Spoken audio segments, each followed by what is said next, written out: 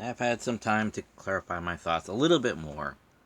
I will try again to explain myself of why I don't like Disney Plus's Miss Marvel series. It didn't need that much representation. If we look at the other Marvel Netflix series, which basically are adults, uh, it does factor in the concept of family. Pretty much each one has to deal with family and friends.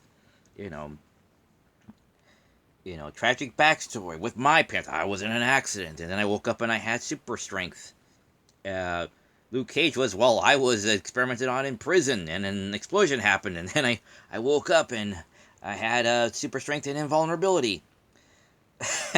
um, Iron Fist pops up and he says, I was flying with my billionaire family, and we crashed in the Alps, and when I woke up, I was trained and brutally beaten for a few years, and then after all that training, and then one day I woke up and I had the Iron Fist. You know, but what was it? Daredevil. He says, "Yeah, I was walking around one day as a kid, and then I was hit by a bus, and when I woke up, I couldn't see, and then I had superpowers." So but all these characters, who woke up one day and found they had powers, also managed to work. They had to work in their story about family and their parents and their legacy, but they did it in time and over multiple seasons, which made it work organically. Now we're dealing with a teenager who still works at home with an overbearing. I say, well, they say overbearing family. I say slightly annoying because see they come off as borderline toxic in the cartoon series Marvel Rising, which might as well be woke Marvel Rising. Uh, Again, nothing wrong with this female band, but you gotta play it as if they're just characters and not their genders. You know, but which the series does do. But it points out heavily that these are all the female characters and very few of the male characters. It's like an all girls band, and their trope is that they're all girls and not just musicians. You get it. But anyway, still, not that it's not a good series. It's just they get annoyed by Squirrel Girl a lot because she keeps reminding me of Glimmer, or vice versa. Anyway, so having the non-toxic but still overbearing family dynamic of the teen who puts on a bracelet and then, well, wakes up at a con and realizes she has superpowers. Uh, is that it doesn't? It's supposed to be a presence that's already there when the show starts. We're like, okay, this is Kamala. This is her home life. This is her school life. This is her, um, religious life, or religious aspect. That's where she goes to, they go to congregate and whatnot. I believe that's the right word, or pray or worship. Congregate just means to gather. And so these are the elements that are going to be heavily prevalent in her life. Okay. And they say, oh, we're changing the backstory, superpowers. She's no longer an inhuman, she's a mutant that gets activated with a bangle. And it's glowy powers, so she's closer to Green Lantern or Sapphire. Uh, or what was her? The one that they'll keep, attacking Green Lantern. What was her name? Well, yeah. Again, the setup was fine. It's just that the representation and the family, having it being her lineage, it just took up too much of the time. Like, she has to learn how to be a hero. It took Peter Parker a whole movie to learn to be a hero. You know, um, getting him pre-powers, him getting the powers, him learning the responsibility, and him implementing it, and realizing this is going to be a lot harder than I thought by the end of it. That's the whole movie. She's realizing, pre-powers, life kind of sucks. I want to be more. like you do in a Disney film. You get said powers, or the exciting incident is that she puts on the bangle, and then now she has powers and thinks this is cool and does some training. Not that she masters it or anything. And then he gets sidetracked by, well, boys, and, clearly this guy likes me, because, popular people just hang out with me all the time. Come on, really? Really? I thought he was going to make her the getaway driver of all the driving practice that they were trying to pull off. I'm like, is he going to have her rob a bank? What's going on? Oh, he's the son of the antagonist. Apparently, or just one of them. A competent antagonist who wants to go back to their original realm. Because why not? And she will kill anybody who gets in her way. Until she realizes at the last possible moment, you know what? Killing off the other universe is probably just not the best thing to do. So I'm gonna go and, oh look, I sacrificed myself. Darn, I didn't really see that happening. But I'm Stone or Crystal now, and my powers get passed on to my kid. Boom.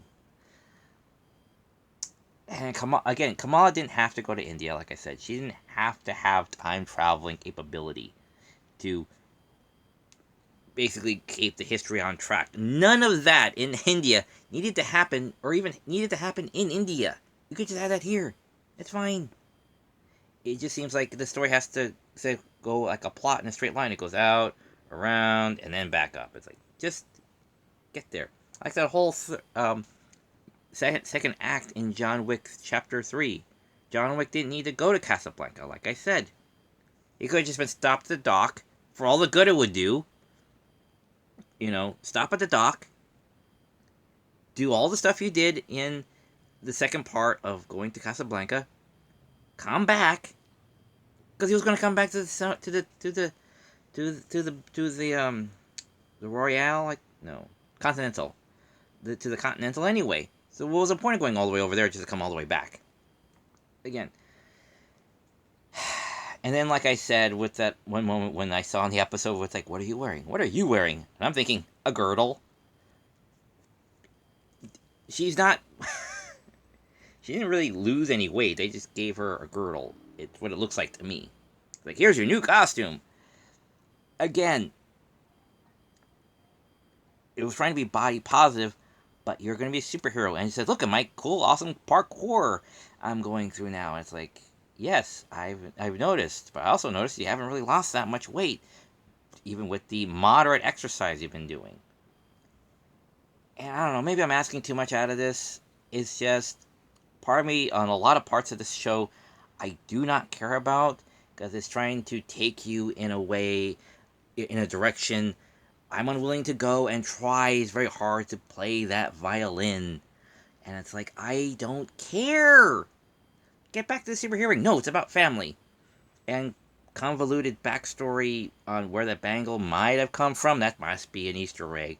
Because heaven forbid we answer that question. But we'll answer any question about your grandmother.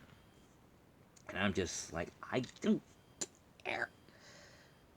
Is this trying to set up why the mother just cannot be happy about anything? Because she goes through this whole series whining about everything. Why are there, those taffy boxes all over the place? And she tries to rub her mom's feet, and the mom, they get into a bit of a tiff. And it's like, I know she's trying on some level to be kind, but she just cannot bring herself because of the animosity. Trust me, I know about animosity with my elders. Or elder. And I know there are a lot of hurt feelings and unresolved issues with the basic character of, of your relative. It's like, I'm not the bad guy. Let's not review on this or we're stuck here all day in here and over there in fictional conversation. But that's the only part of that I recognize with. Other than that, I don't know why they're really in this story. They don't really compel her there. They only, at the end, realize, oh wait, you have superpowers. Oh well, then that just changes everything. So then we support you. because she has I don't know. It just seems a bit of a dramatic turn that, oh wait, I'm no longer an impediment on you trying to find yourself. I'm now a supporter of you trying to find yourself. And it's like it. I probably have to watch it again without skipping some scenes because I just could not, like, just got bored with what I was watching. It's like fight scenes, okay, okay, now they're talking about the family again. It's like just resolve this. It feels like something should be resolved probably in the beginning of season 1 or in season 2. Should be the subplot beginning part of season 1 and then the main plot at the beginning of season 2 or something like that. Like they did with the Netflix series. Like I said, they worked in the family stuff in naturally. So it feels like it's there, you know. They talk about their families. They resolve many things. Hell, Power Man or Luke Cage came to term and became, cool. You know, we cool, we're good with his father who cheated on his mom and had a kid who he thought was best friends. It turns out to be his secret half brother who shot him twice with the Judas bullet that nearly killed him. Or at least made his existence rather very, very unpleasant. But they cool. You know, Jessica Jones had to have a last cool moment with her mom before she got her head blown off by Trish. To resolve that plot point. But they had these moments. Daredevil managed to reconnect with his mom. Iron Fist kind of gets the shaft because he had the surrogate father figure he managed to just be cool with for a little while before he realized, oh wait, that's the series bad guy. Silly me, I thought it was a hand. So these stories were able to be worked in. That's why I watch them and rewatch them on when they were on Netflix and now they're on Disney Plus, is because they were good stories. Um, you know, having the family be there and much like 16 Candles, which I think they were going for, was that, there's a lot of commotion going on. People are prioritized, the family's prioritizing, what needs to go where. We can't bother with your crisis right now. We have a bigger crisis. We have this wedding to prepare for, you know. So, yes, a lot of the show's concepts are good. But it's when it starts to pull you into the back history of the family is where it loses me. And then the daughter doesn't save the family, doesn't save the mom.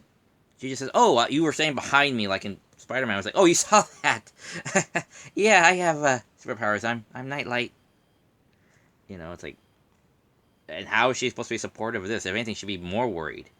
Much like, what's her face in Invincible, Adam Eve's parents. They'd be more worried about now that her daughter has superpowers.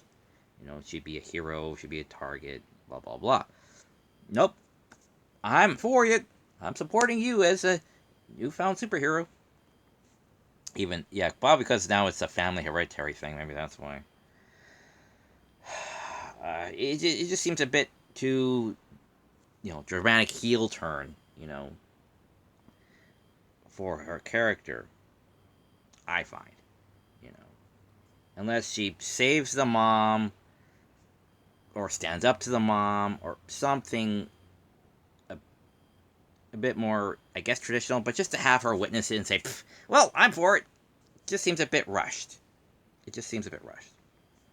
And then the end where they're fighting, oh god, whatever government goobers are just shooting them at them with sound waves that apparently can blow apart a piece of a corner of a wall, but will not kill you.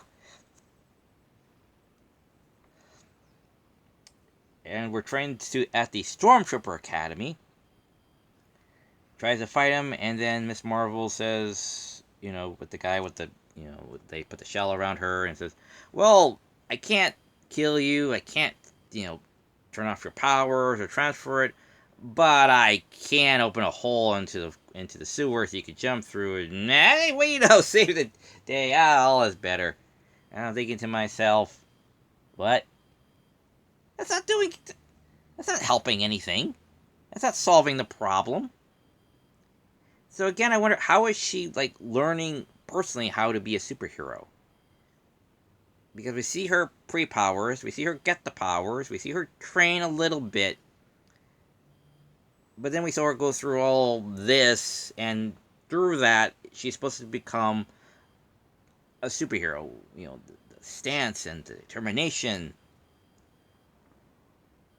and I don't see it. I'm sorry, I don't see it.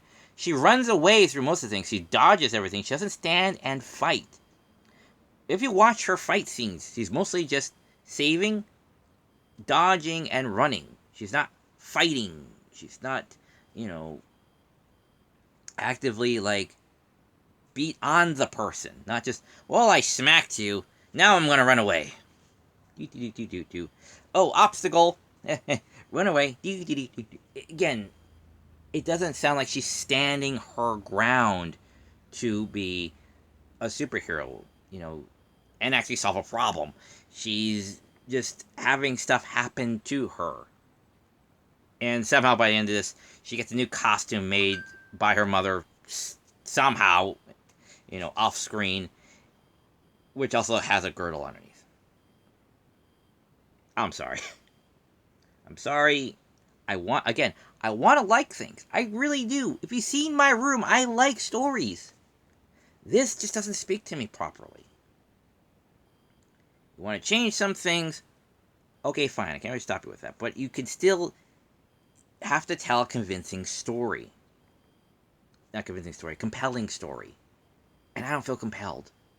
I barely feel compelled to watch Obi-Wan. And that's it. Low-key, I'm hoping season 2 is better again. But again, like I said, the Netflix shows, not that they're raw or gritty, but they're able to have everything fit in naturally, organically, which is what storytelling is. It's organically. It ebbs and it flows, and everything in its time. This just feels like it was written by, I don't know, monkeys on typewriters, it just feels like it was, because they had a good idea, and then they gave it to the writers, or some sort of mandate. Somebody said something somewhere during this process, and it just all went blah. So I'm sorry, I don't like it. I tried to give this show a shot. Maybe it'll grow on me more. Like some shows, later on in life, I'll look back on it and say, well, this wasn't as bad as I thought. Maybe. Very few have ever done that. Very few. Which, ironically, or interestingly enough, is another Disney property. Who was it? The lady with the umbrella. Mary Poppins. I couldn't watch Mary Poppins for very long. It was too long, and it was just, I think it was just too childish for me. I think even though I was a young teenager at the time, I was like 14, maybe I just couldn't sit still long enough. I don't know. My attention just wasn't able to be grabbed onto this. Now I can watch it fine. I like the imaginative parts. I like the animated parts. I like the musicals. But it just felt like the story just kind of, this feels like this should be more like a 30-minute thing instead of like an hour and a half thing, or over an hour long thing. Maybe my attention span just didn't exude far enough yet. But like I said, now I like it. I can sit through it. Probably because I'm 40 now. Yeah, I'm starting to feel my age. I still don't quite look it yet, but I'm getting there. But anyway, yeah. Again, sorry for everything. If I don't like it, and if you like it, fine. I just hope that the next projects coming out will be a fair sight better. Alright, take care.